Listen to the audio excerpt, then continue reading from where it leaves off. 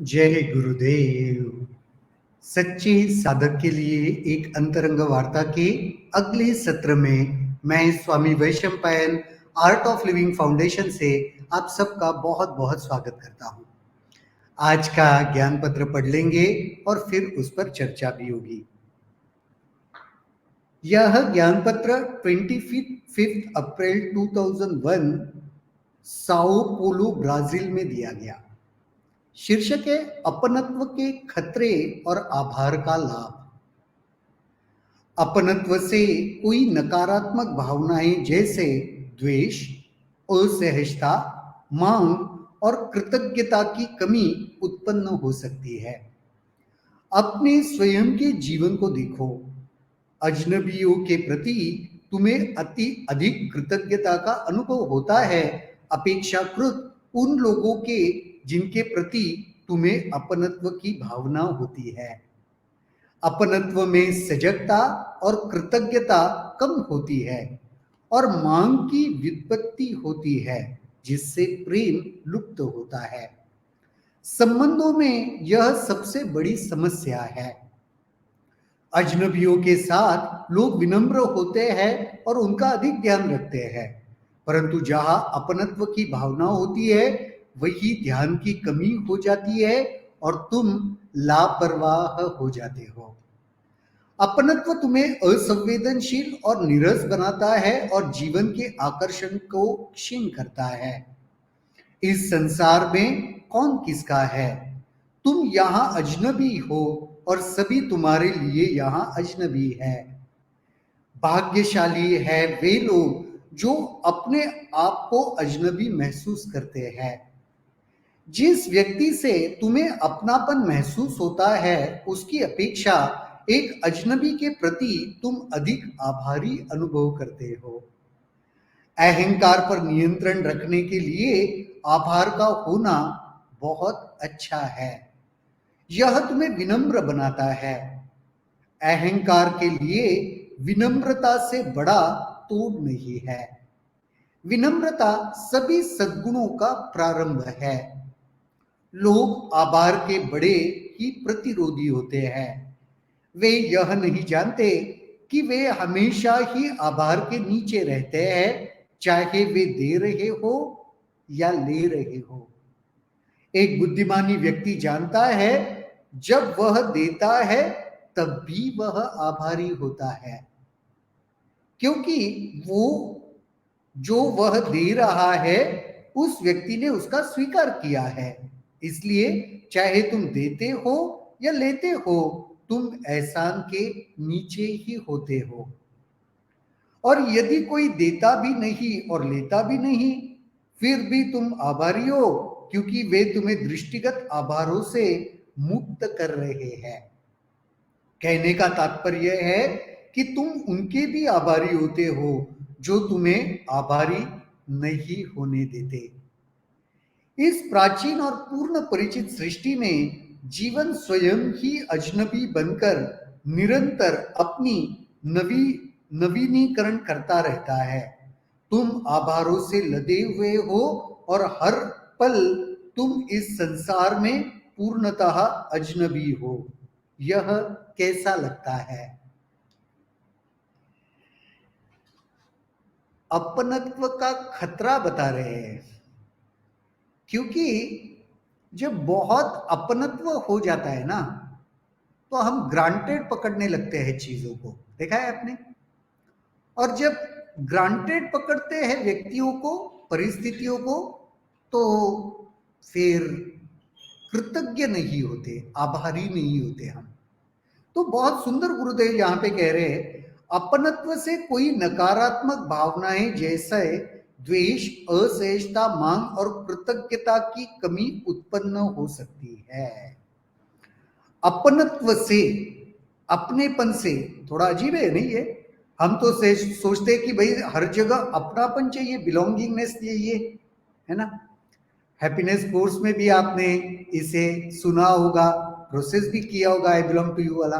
तो यहाँ पे तो गुरुदेव कहते हैं अपनत्व से कोई नकारात्मक भावनाएं जैसे द्वेष, असहजता, मांग और कृतज्ञता की कमी उत्पन्न हो सकती है।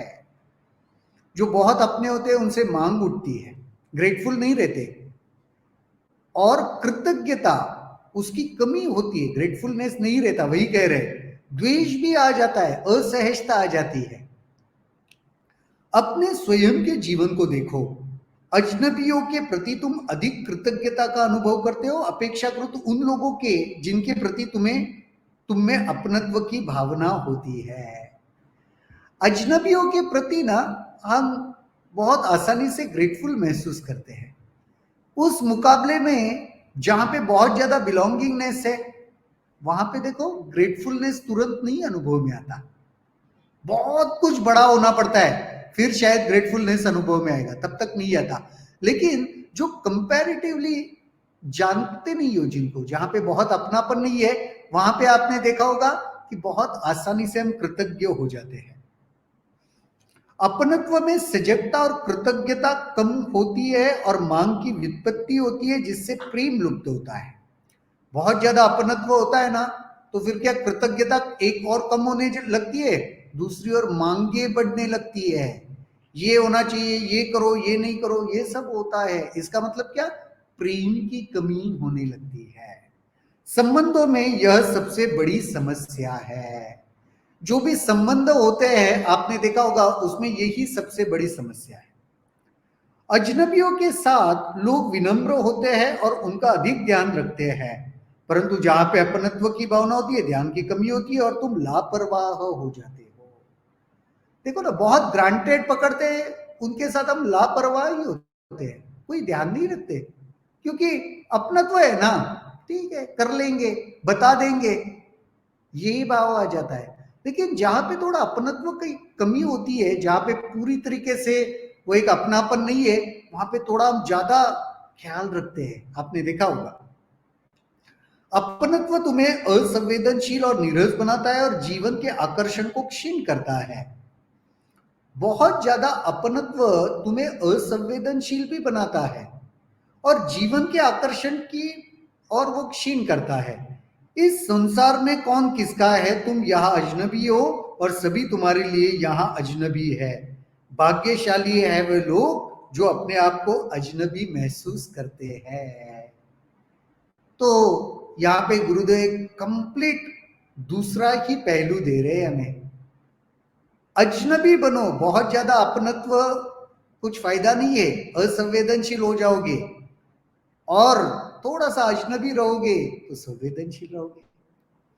जिस व्यक्ति से तुम्हें अपनापन महसूस होता है उसकी अपेक्षा एक अजनबी के प्रति तुम अधिक आभारी महसूस करते हो। आभारी, वो ग्रेटफुल, थैंकफुल महसूस करते हो। इसीलिए देखो ना, जिसको आप बहुत पहचानते नहीं हो ना, उसने छोटा सा भी कोई कार्य कर दिया ना, हम तुरंत कहते हैं हम आपके आभारी है, धन्यवाद, कृतज्ञ हैं। लेकिन जो रोज घर के सभासद है, मेंबर्स है, उनके प्रति आभारी होते हो क्या? उन्होंने बड़ा कुछ कर दिया, अरे ये तो उनका रोज का ही है, उन्होंने करना ही चाहिए, एक डिमांड ही आ जाता है, आभार चला जाता है। अहंकार पर नियंत्रण करने के लिए आभार का होना बहुत अच्छा है, यह तुम्हें विनम्र बनाता है। अहंकार के लिए विनम्रता से बड़ा तोड़ नहीं, विनम्रता सभी सद्गुणों का प्रारंभ है। सद्गुणों का प्रारंभ विनम्रता है। जब आप हम्बल होते हो, विनम्र होते हो, वहां से सब कुछ शुरू होता है, ये याद रखो। सारे गुण, ये पहला गुण है, बाकी के गुण उसके बाद आएंगे। अहंकार का विरोधी है विनयशीलता, है ना। लोग आभार के बड़े प्रतिरोधी होते हैं, वे यह नहीं जानते कि हमेशा ही वे आभार के नीचे रहते हैं, चाहे वो दे या ले। आप किसी को आभार प्रकट करते हो, आप किसी के प्रति आभार दे रहे हो तब भी, और आप किसी से आभार ले रहे हो, दोनों केसेस में आप तो आभार के नीचे ही दबे हो। अज्ञानी लोग समझते हैं कि केवल जब वे ले रहे हो तभी आभारी होते हैं। अज्ञानियों को लगता है कि वो जब लेते हैं तभी आभारी है, नहीं। एक बुद्धिमान व्यक्ति जानता है जब वो देता है तब भी आभारी है, क्योंकि वह दे रहा है, वो सामने वाले व्यक्ति ने स्वीकार किया। और चाहे तुम देते हो या लेते हो, एक एहसान के नीचे तो दबे ही हो। यानी आपने किसी को बड़प्पन दिया या किसी से बड़प्पन लिया, दोनों आभारी हुए या आभार लिया, दोनों कंडीशंस में आप तो वो आभार के एहसान के नीचे दबे ही हो। यदि कोई देता भी नहीं और लेता भी नहीं, फिर भी तुम आभारी हो, क्योंकि वे तुम्हें दृष्टिगत आभारों से मुक्त कर रहे हैं। और कोई दे भी नहीं रहा है, ले भी नहीं रहा है, तभी भी तुम आभारी हो, क्योंकि वो तुम्हें महसूस करवा रहे हैं, दृष्टिगत आभार से मुक्त कर रहे हैं। कहने का तात्पर्य है, तुम उनके आभारी होते हो जो तुम्हें आभारी होने नहीं देते। तो कहने का तात्पर्य है, तुम उनके आभारी हो जिन्होंने तुम्हें आभार व्यक्त करने नहीं दिया, आभारी होने महसूस करने नहीं दिया, उनके आभारी हो। इस प्राचीन और पूर्ण परिचित सृष्टि में जीवन स्वयं ही अजनबी बनकर निरंतर अपनी नवीनता करता रहता है, नवीनीकरण करता रहता है।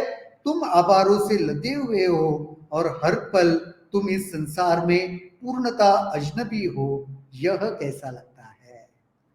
ऐसे विचार करके देखो कि इस सृष्टि में आप हर पल आभारी महसूस कर रहे हो और इस सृष्टि में पूर्णता अजनबी हो।